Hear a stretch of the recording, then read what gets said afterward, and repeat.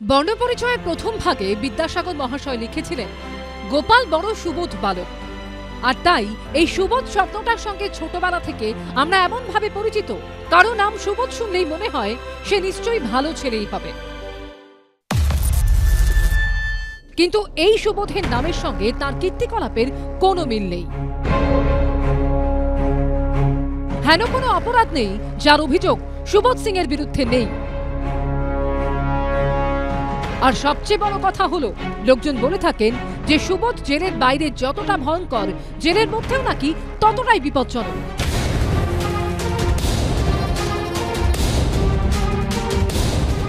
দু 2018 সাল থেকে সুবোধ সিং এর আস্তানা এই জেল, বিহারের বেউর সংশোধনাগার। কিন্তু অনেকেই বলে থাকেন জেল নাকি জেল নয়, সুবোধের সাম্রাজ্য।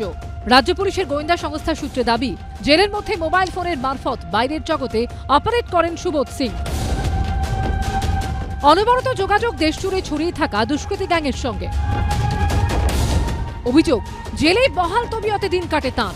এখান থেকেই কাউকে হুমকি ফোন, কাউকে নির্দেশ, কোন জায়গায় কিভাবে অপারেশন চালাতে হবে তার ব্লুপ্রিন্ট তৈরি।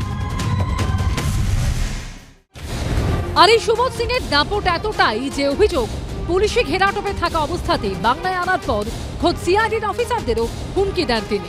সিআইডির দাবি, আসানসোল জেলে গাড়ি থেকে নামানোর সময় সিআইডি তদন্তকারী অফিসার ও এক অফিসারকে হুমকি দেন গ্যাংস্টার সুবোধ। हमको फांसाने के लिए आप लोगों को कीमत चुकाना होगा, सबके बाल बच्चा को भुगतना होगा।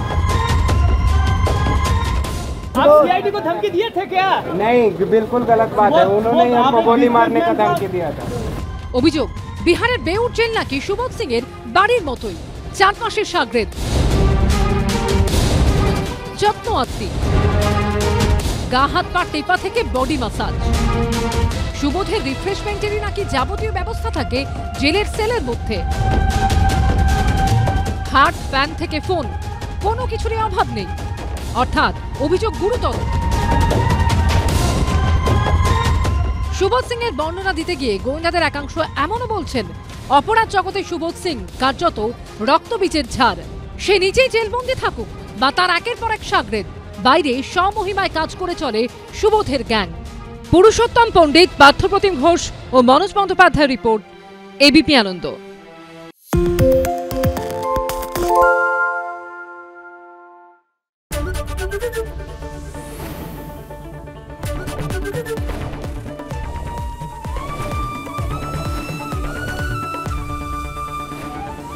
এবিপি আনন্দ, এগিয়ে থাকে, এগিয়ে রাখে।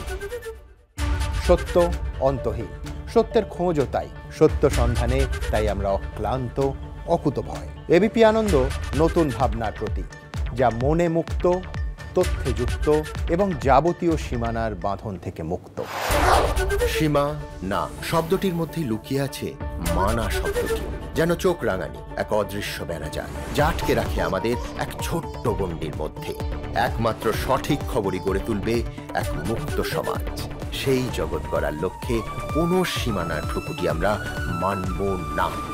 এবিপি আনন্দ, এগিয়ে থাকে, এগিয়ে রাখে।